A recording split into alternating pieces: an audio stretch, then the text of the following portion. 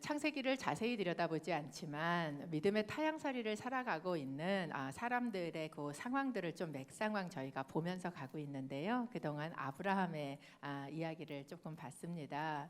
아브라함이 믿음의 타향살이를 약속을 붙들고 시작을 했습니다. 이 약속이란 기다림이 따라온다라고 말씀드렸지요. 아브라함이 기다리는 동안 사실 실수도 했습니다.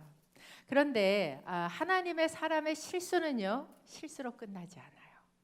왜 그런가? 이 실수를 통해서 하나님이 믿음을 자라게 하시기 때문에 그렇습니다. 왜 믿음이 실수를 통해서 자라갔는가? 여러분, 이 믿음이라는 건요, 그냥 자라지 않아요. 믿음은 언제 자랍니까? 하나님을 알아갈 때 자랍니다. 아브라함이 자신의 실수의 사건들을 경험하면서 하나님을 경험하기 시작을 했어요. 어떻게 알아갔는가? 나의 실수에도 불구하고, 나의 부족함에도 불구하고 나를 포기하지 않으시는구나. 나를 결코 놓지 않으시는구나. 하나님께서 주신 축복의 언약이 반드시 이루어지는구나 라는 것을 그의 삶에서 경험해 나가면서, 그러면서 그의 믿음도 자라갔다라는 것이죠. 결국 하나님께서 아브라함에게 약속하셨던 대로 이삭을 낳았습니다. 이삭은 한 아들이에요. 그러나 아브라함에게 주셨던 약속은 어떻습니까? 하늘의 별처럼, 바다의 모래처럼. 그러면 약속은 굉장히 큰데 내 눈앞에 성취된 약속은 너무 작아 보입니다. 그런데 이 이삭은요, 이 축복의, 이 언약의 씨앗이었습니다. 여러분, 이 씨라는 게 정말 놀랍지 않습니까? 굉장히 조그매요. 그런데 이 작은 거 안에 모든 게 다 들어있어요. 단지 뭐만 지나가야 돼요? 기다림이 필요해요. 이 언약도 마찬가지인 것 같아요. 이 이삭이 작은 한 명의 아들로 태어났지만, 그러나 그 아들은 언약의 아들이었어요. 약속의 아들이었어요. 씨앗이었어요. 그래서 이 이삭에게 하나님의 약속, 즉 축복도 그대로 그 작은 아이 하나 같지만 그 안에 같이 들어있었다는 거예요. 마치 씨앗처럼 이 아들은 축복도 계승되었습니다. 그래서 창세기 25장 11절에 보면 이렇게 말씀을 합니다. 아브라함이 죽은 후에 하나님께서 그의 아들 이삭에게 복을 주셨습니다. 아브라함에게 주신 약속은 지금 다 성취된 것 같지 않아요. 지금은 아이 하나밖에 없어요. 그러나 그 아들은, 이삭은 씨앗이 되어서 그 씨앗에게 하나님이 아브라함에게 주셨던 복이 어디로 또 갔다는 겁니까? 이 이삭에게도 갔다라는 것을 보여줍니다. 어떤 사람은 자기 당대의 축복을 받습니다. 그런데 어떤 사람은 이 축복이 집안 안에서 자라요. 그러면 여러분, 이삭을 한번 생각해 보십시오. 이 축복받은 집안에서 자랐어요. 그 집안에서 태어났습니다. 복이 아버지로부터 계승되었어요. 그렇다면 이 이삭에게 어떤 일이 일어났는가? 26장 1절에 보면 이제 이삭이 자기 스스로 자라가면서 겪는 일들이, 아버지가 없어지고 난 다음에 겪는 일들이 나오는데요. 26장 1절 좀 함께 읽어볼까요? 시작. 아브라함 때 들었던 흉년이 다시 그 땅에 찾아 들었습니다. 그래서 이삭은 그랄에 있는 블레셋 왕 아비멜렉에게 찾아갔습니다. 아브라함이 25장에 보니까 죽었는데 하나님이 이삭에게 뭐를 하셨다 그랬습니까? 복을 주셨다라고 이야기를 해요. 그러면 그 다음에 우리가 그리는 그림은 뭡니까? 승승장구하고 잘 나가야 되는데 26장에 넘어가니까 턱하니 뭐가 나타납니까? 흉년이 나타났다라고 이야기를 합니다. 아브라함도 똑같았어요. 하나님께서 복을 주시겠다 그리고 부르셨는데 그 삶에 뭐를 만났어요? 기근을 만났습니다. 우리는 하나님께서 내가 너에게 복을 줄게 라고 이야기하면 여러분, 뭐가 그려지세요? 우리가 가지고 있는 복의 개념은 굉장히 현세적이고 또 굉장히 물질적입니다. 그래서 하나님께서 복을 줄게 라고 약속하셨는데 흉년이 오고 기근이 오면 무슨 생각이 드냐면, 뭐야, 복 안 주네, 복 준다는 말 거짓말이네 라는 생각이 우리 안에 든다라는 겁니다. 그런데 왜 하나님께서 복을 주신다 그러고 우리의 삶에 기근을 주시는가? 이것은요, 이 복이라는 것, 그리고 이 복의 근원이라는 것, 여러분, 이 복의 근원은 하나님이시거든요. 그런데 만약에 이때에 하나님께서 이삭에게 물질적인, 내가 생각하는 물질적인 복을 주잖아요. 그러면 이삭은 복의 근원을 만나는 것이 아니라 복의 곁다리를 가지고 내가 생각한 그 목적을 다 이루었다라고 생각하고 하나님을 떠나게 될 것입니다. 그렇기 때문에 이 기근을 통과하면서 그가 무엇을 가지기를 원하시는 거예요? 그 삶의 목적이 하나님이 되기를 원하신다는 거예요. 여러분, 하나님은요, 우리에게 곁다리가 되기를 원하지 않으세요. 하나님은 우리의 삶의 목적이 되기를 원하십니다. 그분이 축복의 근원이세요. 그렇기 때문에 그분을 우리가 가지면 우리 또한 축복의 근원이 되는 것이에요. 하나님이 원하시는 복은 그랬어요. 그렇기 때문에 이 과정을 하나님께서 허락하고 계시다라는 거예요. 유난히도 예수님을 믿고 났는데 어려운 일들이 생기시는 분들 옆에서 봅니다. 왜 교회 나오기 시작했는데 예수 믿었는데 나한테 이런 일이 생기는가? 그 과정을 나아가면서 아브라함이 하나님을 경험해 나갔듯이 여러분도 하나님을 경험하고 알게 되시기를 축복합니다. 하나님의 방법이에요. 그런데 이 이삭이 이제 이 기근을 만난 모습을 보면 정말 이 자식이 아버지를 닮는 게 놀랍다, 이런 생각이 듭니다. 우리말에 부전자전이라는 말이 있지 않습니까? 여러분, 이 아들이요 아버지를 닮는 거 보면 참 놀라워요. 이렇게 가끔씩 깜짝깜짝 놀랄 때가 있습니다. 어떤 때 뒷짐지고 걸을 때 뭔가 이 뒷짐지고 걷는 모습이 왜 저렇게 자기 아버지랑 똑같나. 어떤 때는 또 남편을 보면서 시아버지를 보는 것 같은 때가 없으십니까? 제가 이렇게 나이가 들어가면서 가끔 제 남편한테 여보, 나 아버님이랑 사는 것 같아. 이 자식이 아버지를 닮는다는 것, 그것이 얼마나 놀라운지. 이 흉년을 맞이한 이삭이요, 아브라함이 기근을 맞이했을 때 하는 태도랑 굉장히 똑같은 태도를 하고 있습니다. 아브라함이 흉년을 만나니까 어떻게 하려고 했냐 하면 애굽으로 내려가야 되겠다, 이런 생각을 했어요. 오늘 본문에 보면 이삭이 흉년을 만나자 그랄에 있는 블레셋 왕 아비멜렉을 찾아갔다라고 이야기를 합니다. 그런데 사실 이 이삭 속에는요, 어디를 가려는 마음이 있었냐면 애굽에 가려는 마음이 있었어요. 그래서 애굽으로 내려가는 그 중간 지점에, 이스라엘 땅에서 애굽으로 내려가려면 남쪽으로 이렇게 내려와야 되는데 그 내려오는 지점에 뭐가 있냐면 이 블레셋 땅 해변길로 내려가다가 보면 이 그랄이라는 지역이 있습니다. 그러니까 애굽으로 내려가는 중간 지점까지 왔다라는 것을 보여주고 있어요. 왜냐하면 바로 뒤에 이어지는 26장 2절 3절에서 하나님께서 그 그랄 땅에 있는 이삭에게 나타나십니다. 좀 한번 읽어볼까요? 2절 3절 시작. 그때 여호와께서 이삭에게 나타나셔서 말씀하셨습니다. 이집트로 내려가지 말고 내가 내게 일러주는 땅에서 살아라. 이 땅에서 계속 살면 내가 너와 함께 하겠고 내게 복을 주겠다. 너와 내 자손에게 내가 이 모든 땅을 줄 것이고 내가 내 아버지 아브라함에게 맹세한 것을 이루어 주겠다. 지금 이삭은 그랄 땅으로 내려왔는데 속마음에는 뭐가 있다는 거예요? 아버지처럼 애굽으로 내려가야 되겠다, 이집트로 가야 되겠다, 이 생각이 있는 거예요. 그러니까 하나님께서 그 이삭의 중심을 보시고 그 상황에서 나타나신 겁니다. 그리고 이렇게 얘기하셨어요. 이집트로 가지 마라.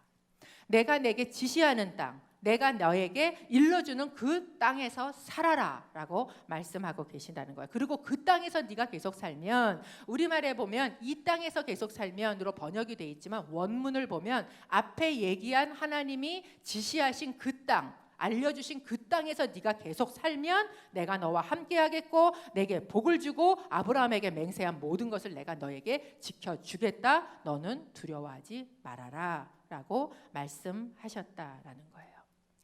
제가 이 본문을 택할 때에는 여러분하고 같이 읽을 수 있는 양을 택합니다. 그리고 사실 그 앞에랑 그 뒤에를 다 같이 다뤄요. 그래서 여러분께서 하실 수 있으면 성경책을 좀 가지고 오시면, 제가 다 읽을 수 없지만 여러분이 함께 보시면서 말씀을 따라오시면 훨씬 도움이 되실 것 같습니다.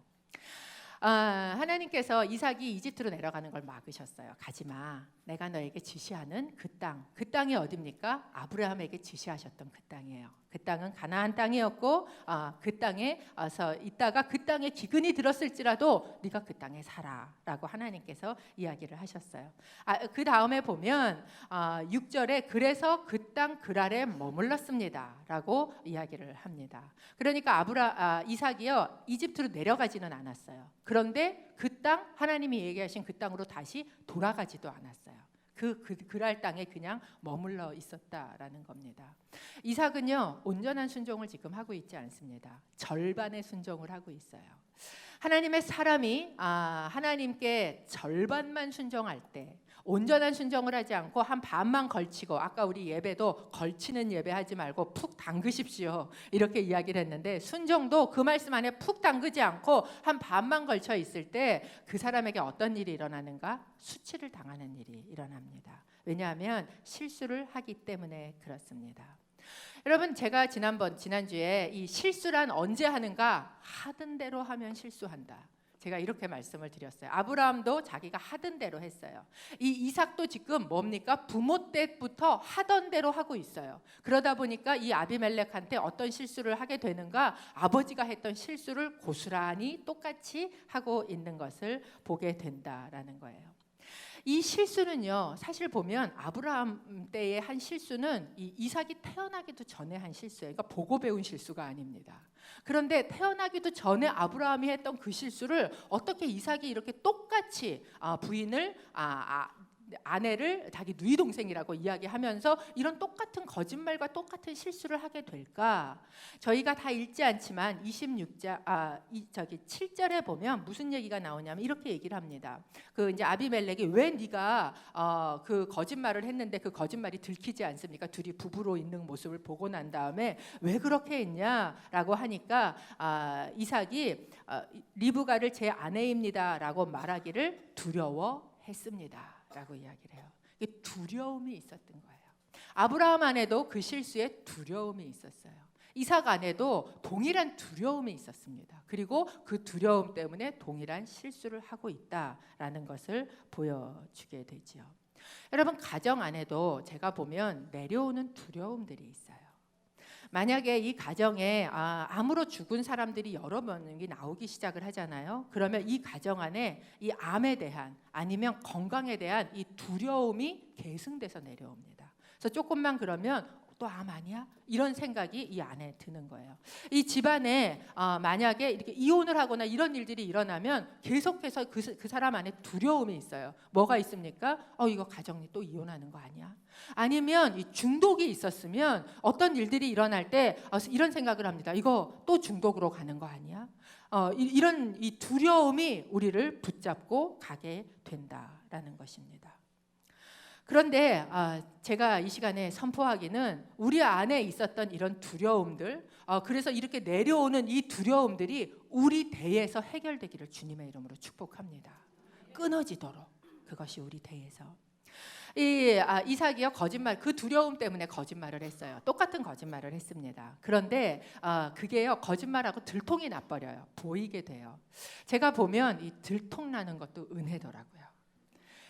제 아들이 그런 이야기를 해요. 왜 딴 애들은 굉장히 오래 잘 속이는데 왜 나는 나쁜 짓을 하기만 하면 걸리지? 엄마 왜 그러지? 그래서 제가 은혜야 그랬어요. 여러분에게 들통나는 은혜가 있기를 바랍니다. 이 들통나는 것도 은혜예요. 그래서 이제 이 이삭이 그 아내에 대한 거짓말을 했던 그것이 들통이 나지요. 이런 걸 보면 하나님의 사람으로 부름을 받았건 아니면 정말 그 믿음의 집안에서 태어나서 믿음의 유산을 가지고 자라갔건 그 믿음이요 한 번에 온전해지지 않는 것을 보게 됩니다. 믿음은 자라가게 되어 있어요. 어떻게 자라는가? 하나님을 경험할 때 자란다고 제가 말씀드렸죠. 하나님이 나한테 어떤 분이신가? 이것을 경험하는 거예요. 내가 연약함에도 불구하고, 내가 실수를 함에도 불구하고, 내 의로움 때문이 아니라, 내가 잘나서가 아니라 하나님이 나를 택하신 것 때문에, 하나님이 나에게 주셨던 약속 때문에 하나님 나를 통해 일하고 계시는구나, 하나님 나를 포기하지 않고 계시는구나, 나를 보고 알고 계시는구나 라는 은혜를 내가 체험하기 시작을 할 때 그때 그 사람한테 믿음이 자라간다는 거죠. 그래서 성경은 저희에게 이야기합니다. 너희는 하나님을 맛보아 알지어다. 여러분, 하나님은요 그냥 지식으로 아는 거 아니에요. 하나님은 맛보는 거예요. 하나님은 체험을 하는 거예요. 그래서 내 삶에 고난이 있을 때 하나님을 체험할 수 있는 가장 좋은 기회예요. 아, 이때 하나님이 나에게 이런 일을 하고 계시는구나 라는 것을 그때 체험하게 된다라는 거죠. 이삭도 그렇게 하나님을 체험합니다. 26장 12절 13절 저희가 좀 함께 읽어보지요. 시작. 이삭이 그 땅에 곡식을 심고 그 해에 100배를 거두었습니다. 여호와께서 그에게 복을 주셨기 때문입니다. 이삭은 부자가 됐습니다. 그리고 점점 더 부유해져서 마침내 아주 큰 부자가 됐습니다. 이삭이 그 땅에 곡식을 심었다라고 이야기합니다. 아브라함 시대부터 이 가족은요 농사를 짓는 집안이 아닙니다. 이 가업은 목축업을 하는 집안이에요. 왜냐하면 내 땅이 없어요. 지금 아브라함은 하나님께서 내가 너에게 땅을 줄게 그러고 왔는데도 사실 자기 땅 한 떼기가 없어서 부인이 죽었는데 부인을 묻을 곳이 없을 만큼 그렇게 땅이 없었던 사람입니다. 굴 하나 사서 거기에다가 아내를 묻었던 상황이에요. 그러니까 자기 땅이 없습니다. 그런데 이삭이 그 땅에 곡식을 심었다라고 이야기합니다. 그리고 그 땅이면 그러면 누구 땅이겠어요? 남의 땅이지요. 남의 땅에 아브라함이 해보지도 않던 곡식을 심은 겁니다. 여러분 이 혹시 화초 같은 걸 심거나 이거 해보셨어요? 제가 얼마 전에 부추를 한번 심어봤어요. 씨를 사다가 얘가 조금 몇 개 나오는 것 같으니 다 말라 죽었습니다. 그래서 제가 너무 속이 상해서 이제 어디 식당 갔다 물어봤어요. 그분이 그걸 하신다 그래서 그랬더니 그분이 부추 1년 안에 못 먹어요 이렇게 얘기를 하시는 거예요. 저는 심기만 하면 막 자라가지고 그 한 달 뒤에 우리가 해갖고 전을 부쳐 먹을 줄 알았어요. 그렇게 되지 않는구나라는 걸 알았습니다. 여러분 그 땅은 내 땅도 아니에요. 그리고 그 땅에다가 지금 내가 해보지도 않던 일이에요. 나는 목축업 하던 사람이에요. 그런데 그 땅에 곡식을 심었어요. 그런데 어느 해에? 그 해에 열매가 맺었는데요 100배를 거두었다는 거예요. 그러면 한번 생각해 보십시오. 이거는요 이삭이요 절대 내가 할 수 있는 일이 아니구나. 이삭이 깨달았어요. 그래서 그 다음에 뭐라고 돼 있습니까? 여호와께서 그에게 복을 주셨기 때문에. 이삭이 아는 거예요. 내가 심었어요. 그런데 거기서 막 100배나 되는 곡식이 나오니까 이건 내가 한 일이 아니구나. 나도 알고 남도 알 만큼 이건 진짜 하나님이 하셨구나. 이런 복을 하나님께서 이삭에게 주셨다라는 거예요. 그렇게 하고 이 이삭이요 그것 때문에 뭐가 됐어요? 부자가 됐습니다. 그런데 성경에 그냥 부자만 돼도 우린 참 좋겠어요. 그런데 성경에 보니까 어떤 부자가 됐는가? 큰 부자가 됐어요. 그런데 그냥 큰 부자인가? 아주 큰 부자예요. 3번이나 반복해서 부자를 강조하고 있다는 이야기는 이 이삭이요 거부가 되었다라는 것을 저희에게 이야기하고 있습니다. 내가 이렇게 잘 되면 정말 하나님 이거는 내 거가 아니야. 하나님이 주신 거야. 막 저 사람이 옆에서 하나님의 은혜를 막 받는 것 같으면 축복이 마구마구 쏟아지는 것 같으면 여러분 사람이 어떻게 합니까? 그러면 다 같이 기뻐해 줍니까? 그럼 시기해요. 제가 보면 좋을 때 친구가 아니다. 어려울 때 친구가 진짜 친구다라는 이야기를 합니다. 그런데 제가 조금 더 지나서 생각을 해보니까 좋을 때 진짜 같이 기뻐해 주는 사람이 친구 아닌가.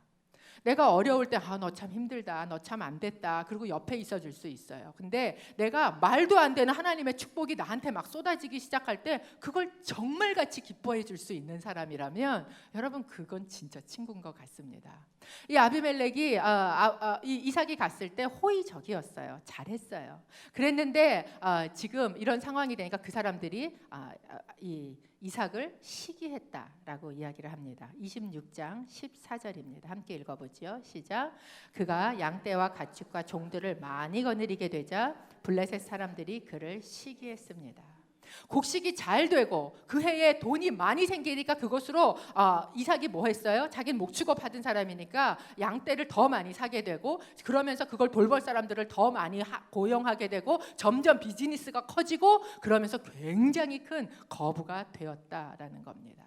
그러니까 옆에 있는 사람들이 보면서 시기를 하고 어떤 일을 했는가 굉장히 치사한 일을 했는데 그들이 가지고 있었던 거를 다 이 우물을 다 흙으로 막아버리는 그런 일들을 했다는 거예요.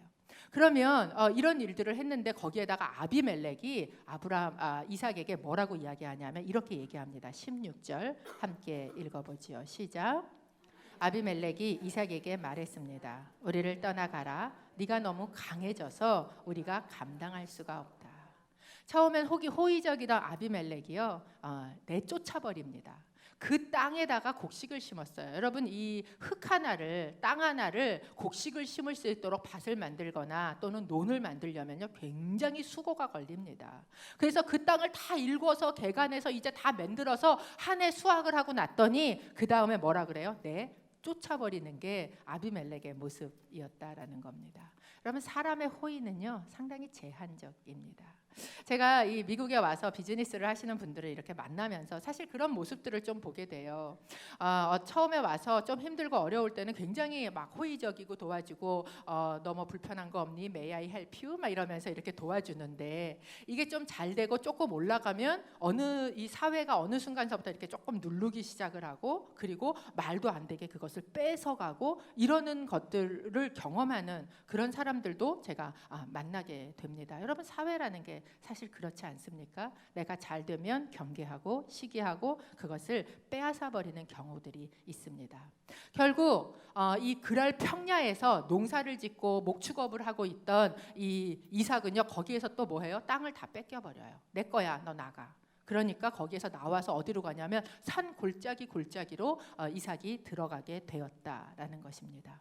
그 산 골짜기에 들어가 보니까 그 산 골짜기에 아버지 아브라함이 그 그랄 땅을 타향살이를 하고 다닐 때 팠던 우물들이 있는 거예요. 아마 거기 이렇게 표식을 해놨을 거예요. 자기네 언어로. 그러니까 그랄 사람들이 잘 모르던 이런 아브라함 때의 아버지 때에 팠던 가족들은 알 수 있겠지요. 이거 아버지 글씨인데 이거 아버지가 해놓는 건데 이러면서 파니까 거기에 뭐가 나오냐면 물이 나오는 그런 것들이 있다라는 것을 알 수 있습니다. 이삭이요 거기에서 아브라함이 팠던 우물들을 발견하고 그 우물들을 다시 팠다라고 이야기를 해요. 여러분, 이걸 보면 이 아버지 때의 타향살이가 자녀 때에 이런 도움을 주고 아마 아브라함은 몰랐을 거예요. 아브라함은 그냥 살기 위해서 그 땅을 계속해서 아브라함의 삶을 보면 떠돌아다니지 않았습니까? 그런데 그때 떠돌아다녔던 게 지금 아들 이삭 때에 이런 도움이 되고 있는 것을 보면 참 하나님의 방법은 우리의 방법과 다르고 하나님은 수가 많으신 것 같습니다. 제가 주님의 이름으로 축복합니다. 여러분의 타향살이가 자녀 때에 도움이 되실 줄로 믿습니다. 내가 지금은 다 알지 못해도 내가 알 수 없는 방법으로 우리의 자녀 때에 우리가 파놓은 우물들이 우리의 자녀들에게 가게 될 것입니다. 이렇게 내가 그것을 팠는데 그리고 그것을 다시 찾았는데 그런데 이 사람들이 와서 어떻게 하는가? 이 사람들이 와서 그것을 빼앗아요. 계속해서 지금 저희가 읽은 본문에 보면 내가 파면 이 사람들이 와서 또 빼앗고 내가 파면 이 사람들이 와서 또 빼앗습니다. 그런데 이 본문을 저희가 쭉 26장을 보면요 이삭이 말을 하지 않아요. 한마디쯤은 대꾸를 할 만도 한데 한마디도 하지 않고 이삭이 원망하지 않고 불평하지 않고 있다라는 거예요. 왜 그랬을까?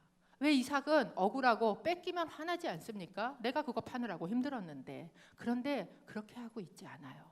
그것을 보면 이 이삭이요 자기가 그 땅에 농사를 짓고 그리고 하나님께서 100배의 복을 주신 것을 너무나 철저히 알았어요. 이거 하나님께서 주신 것이구나.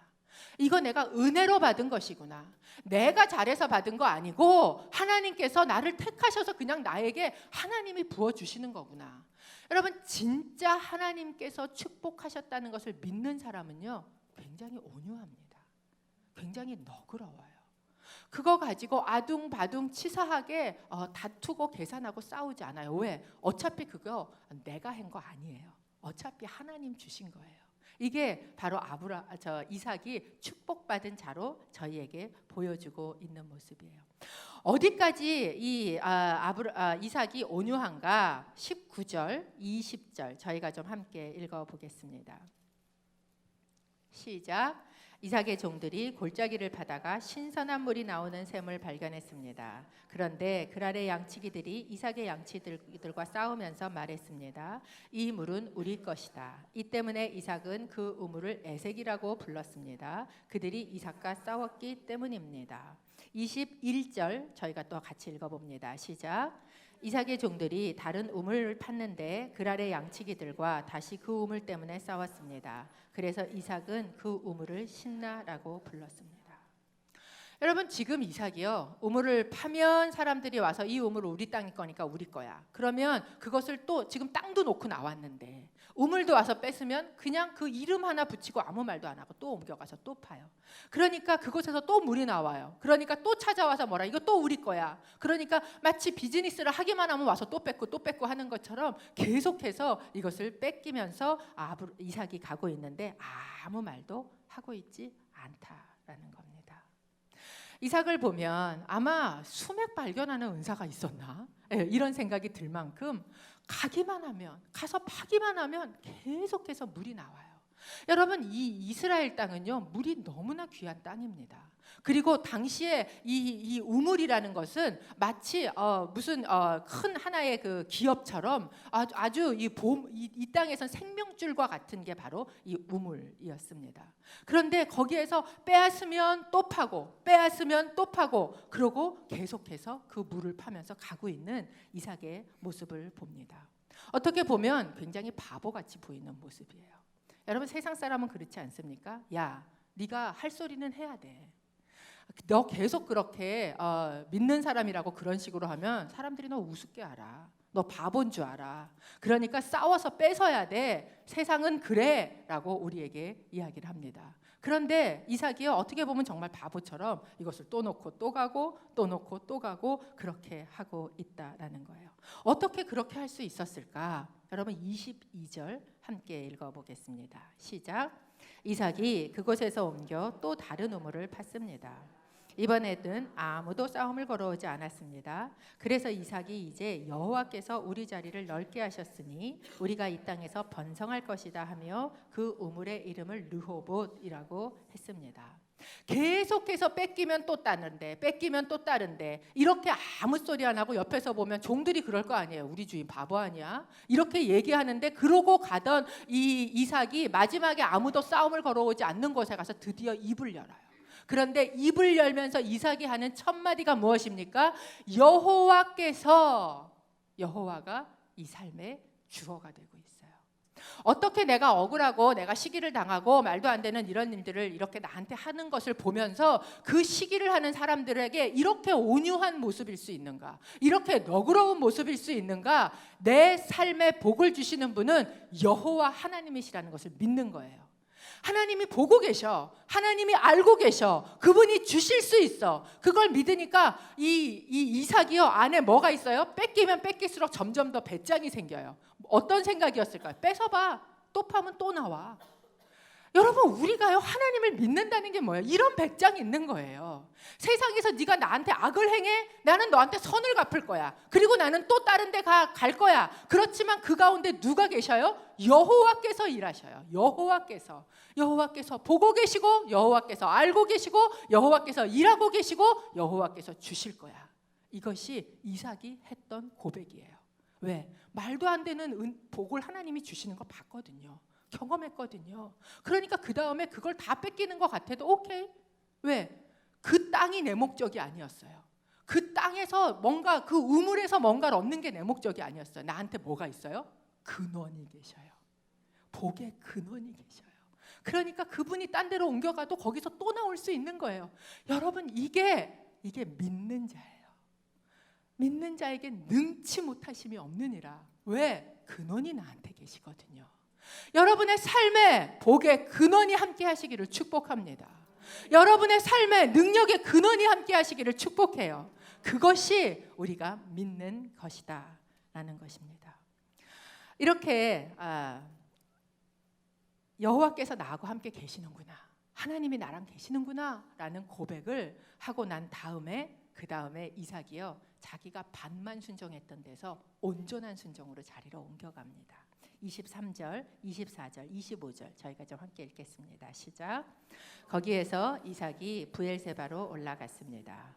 그날 밤 여호와께서 이삭에게 나타나 말씀하셨습니다. 나는 내 아버지 아브라함의 하나님이다. 내가 너와 함께 있으니 두려워하지 마라. 내가 내 종 아브라함을 위해 내게 복을 주고 내 자손이 번성하게 하겠다. 이삭이 그곳에 제단을 쌓고 여호와의 이름을 불렀습니다. 이삭이 거기에 장막을 쳤고 이삭의 종들은 그곳에서도 우물을 팠습니다. 하나님께서 처음에 말씀하셨더랬어요. 너 내가 말하는 그 땅에 가서 살아야 돼 라고 이야기했어요. 그런데 이집트로 내려가는 건 가지 말래니까 못 가겠고, 그 땅으로 올라가는 건 흉년이니까 못 가겠고, 그리고 그랄 땅에 있었어요. 그런데 그 땅에서 하나님이 어떻게 하시는 걸 경험합니까? 야, 사람들이 나한테 어떻게 악하게 해도 하나님 나랑 함께 하시는구나. 이걸 이삭이 경험한 거예요. 이제 흉년인 그 땅 괜찮아요. 그 땅이 흉년이어도 물이 바싹 말라있는 땅이어도 괜찮아요. 왜? 나한테 근원이 계셔. 그러니까 이 이삭이요 지금 어디로 올라갑니까? 부엘세바로 올라가고 있다는 거예요. 그리고 그곳에서 하나님께서 주시는 언약의 말씀을 다시 듣습니다. 이삭아, 두려워하지 마라. 내가 너랑 함께 있는 거 봤지? 네 삶의 경험에서 내가 너랑 함께 있는 거 체험했지? 이곳에서도 내가 너와 함께하고 내가 네 아버지 아브라함에게 줬던 그 축복의 언약을 내가 너한테도 이루어 줄 것이다 라는 말씀을 듣습니다. 그리고 이삭은 그곳에서 또 뭐해요? 또 우물을 파요. 여전히 우물을 파고 있다는 겁니다. 그래서 그곳의 이름이 뭐가 됐는가? 부엘세바가 되었다라고 이야기를 합니다. 이 부엘세바라는 이 단어는요 맹세의 우물이라는 뜻입니다.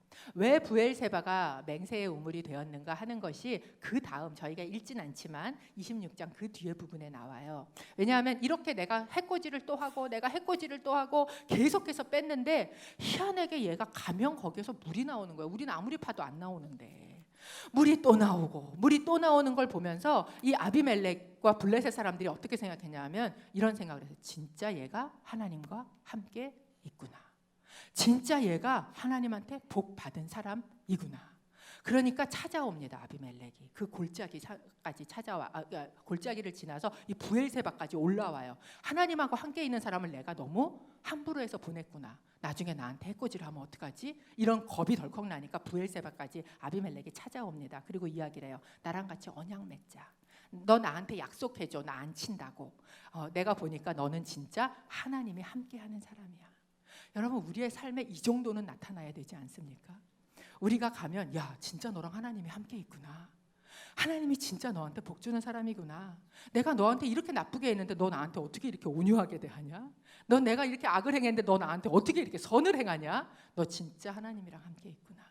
이 고백을 아비멜렉을 통해서 듣습니다. 그리고 그곳에서 뭐를 하냐면 언약을 맺어요. 그리고 언약을 맺고 갔는데 바로 그날 어떤 사건이 생겼냐면 32절 33절 좀 함께 읽어보지요. 시작. 바로 그날 이삭의 종들이 와서 자기들이 판 우물에 대해 이야기했습니다. 우리가 물을 발견했습니다. 이삭이 그 우물을 세바라고 불렀습니다. 그리하여 그 마을의 이름이 오늘날까지 부엘세바라고 불려집니다. 세바는 우물이라는 뜻이에요. 그곳에서 또 다시 그 건조한 땅에 올라가서 순종하고 올라가서 다시 우물을 팠어요. 여러분 땅을 판다고 다 물이 나오지 않습니다. 그러면 또 다른 데를 파고 또 다른 데를 파야 돼요. 그런데 믿음으로 그곳에 가서 다시 땅을 막 열심히 팠더니요. 그냥 물이 좀 나오는 게 아니라요. 여기에서 우리가 물을 발견했습니다라는 이 물이라는 단어가 26장에 딱 2번 나와요. 어디에 나오냐면 19절에서 나옵니다. 근데 19절에 보면 뭐라고 이야기를 했냐면 19절에서 이렇게 이야기를 하고 있어요. 이삭의 종들이 그 그랄 골짜기에서 땅을 파다가 신선한 물이 나오는 샘을 발견했다. 그러니까 그곳이 그냥 물이 나오는 어떤 지류가 아니라 뭐예요? 그곳이 물의 근원이었던 거예요. 그래서 개역에 보면 샘의 근원을 발견했다 이렇게 번역이 되어 있습니다. 근데 이 단어가 원어로 보면 어떤 뜻이냐면 living water예요. 이 flowing water, 그러니까 살아서 그냥 쫄쫄 흐르는 물이 아니라 살아서 그 안에서 퍽퍽퍽 이렇게 막 솟아나는 그런 살아있는 물이 그 가운데서 발견되었다. 생수가 터진 겁니다. 그렇게 이야기를 하고 있어요. 바로 그곳에 올라가서 부엘세바에서 땅을 판 그곳에 바로 이런 살아있는 물, 생수가 터지는 것을 경험합니다. 그래서 그곳을 부엘세바라고 이름 지었다라고 이야기를 해요. 그런데 사실은 저희가 앞에서 창세기를 자세히 살펴보지 않았지만 이 부엘세바라는 이름은요, 이미 언제 지어진 이름이냐면 아브라함 때 지어진 이름입니다. 아브라함 때도 동일하게 이 아브라함 때 땅을 이제 이렇게 우물을 팠잖아요. 그리고 그랄 골짜기마다 다니면서 아브라함이 우물을 파서 지금 있지 않았습니까? 그런데 블레셋 사람들이 와서 그걸 다 막았어요. 그리고 막고서 그러니까 이제 그런데도 아브라함한테도 동일하게 하나님이 함께 있는 걸 보니까 그때의 아비멜렉이 아브라함을 찾아와서 뭐 했냐면 언약을 맺자라고 이야기를 했습니다. 그게 창세기 21장에 나오는데요. 창세기 21장 31절 저희가 좀 함께 읽어보지요. 시작. 거기서 이 두 사람이 맹세했기 때문에 그 장소를 부엘세바라고 불렀습니다. 아버지 아브라함 때 이 부엘세바에는요 이미 우물이 있었어요. 그리고 그곳에서 아비멜렉과 맹세를 하고 부엘세바라고 이름을 지었습니다. 이삭 때에 와서 이 그랄 땅을 헤매면서 아버지 때에 팠던 우물들을 파다가 다시 어디로 왔어요? 부엘세바에 이삭이 올라왔어요. 그리고 그곳에서 물을 팠는데 그곳에서 생수가 터져나는 그곳을 경험한 겁니다. 그런데 아브라함이요 이 부엘세바에서 아비멜렉과 이 언약을 맺고 난 이후에 이 부엘세바에다 뭐를 심었는지 아세요? 에셀나무를 심었다라고 21장에 얘기합니다. 에셀나무를 심고 거기에서 누구를 불렀는가? 영원하신 하나님을 불렀어요. 아브라함은 그곳에서 하나님을 경험했어요. 이 대적 앞에서 나와 함께 계시는 하나님을 경험했어요. 그리고 그곳에서 영생하시는 하나님, 우리의 생명 되시는 영원하신 하나님을 고백하고 나니까 아브라함이 22장에 아들 이삭을 바칠 수 있었던 겁니다. 그런데 그 동일한 장소에 가서 이 이삭이요 다시 그 우물에서 생수가 터지는 것을 경험하는 거예요. 그 우물에서. 그리고 동일하게 그곳에 무엇이라고 이름 지었나? 부엘세바라고 이름 짓고 있습니다. 저희가 살펴본 이 이삭의 우물들의 이름들을 보면요 저희에게 굉장히 중요한 영적인 인사이트를 줍니다. 제가 이 본문을 말씀을 이렇게 묵상하다가요 막 하나님이 보여주시고 알려주시는 것 때문에 심장이 터질 뻔했어요. 그게 뭐냐 하면 이 우물들의 이름이에요. 제일 처음에 이삭이요 우물을 해갖고 뺏겼습니다. 그런데 그 이름을 뭐라고 지었어요? 에색이라고 지었어요. 왜냐하면 다투다라는 뜻입니다. 이것도 성경 전체에서 여기밖에 등장하지 않는 단어예요. 그 다음에 두 번째 가서 또 우물을 팠어요. 그런데 와서 또 뺏고 또 그것을 막 막고 힘들게 해요. 그러니까 그곳의 이름을 뭐라고 짓습니까? 신나라고 짓습니다. 이것은 대적자라는 뜻이에요. 대적하다라는 뜻이에요. 근데 놀랍게 이 신나라는 단어의 어원은 뭐하고 똑같냐면 사탄하고 똑같아요. 사탄이라는 단어가 신나하고 같은 데서 나온 단어입니다. 이것은 무엇을 우리에게 보여줍니까? 우리가 하나님 안에서 영적인 우물들을 파요. 그리고 그곳에서 생수가 흘러나오게 합니다. 여러분 생수가 무엇이에요? 예수님께서 우리에게 말씀하셨어요. 하나님 나를 믿는 자는 그 배에서 생수가 흘러나오리라. 이 배에 생명의 근원이 생기는 거예요. 예수님이 생명의 근원이 되세요. 그리고 그것은 무엇을 두고 하신 말씀이냐면 아직 성령이 임하지 않았지만 하나님께서 우리에게 부어주실 성령을 일컬어 말씀하시는 것이다. 요한복음 7장에 저희에게 이야기하셨습니다. 그런데 우리 안에 이 정말 성령이 흘러넘치듯 아브라함 시대에 팠던 우물들이 있어요. 그리고 그 우물들이 계속해서 막 그 생수가 흘러나오지 못하도록 계속 뭐 합니까? 사탄은 막아요. 우리를 싸우고 우리를 대적하고 그 우물들을 계속 흙으로 덮고 있는 것을 저희에게 보여주고 있습니다. 그런데 세 번째 가서 이삭이 우물을 파요. 그런데 그 우물에 와서 대적을 하지 않으니까 그 우물의 이름을 넓은 곳이라는 이름으로 르호봇이라고 짓습니다. 이 르호봇이라는 이름은요 성경 전체에서 두 군데서 사용돼요.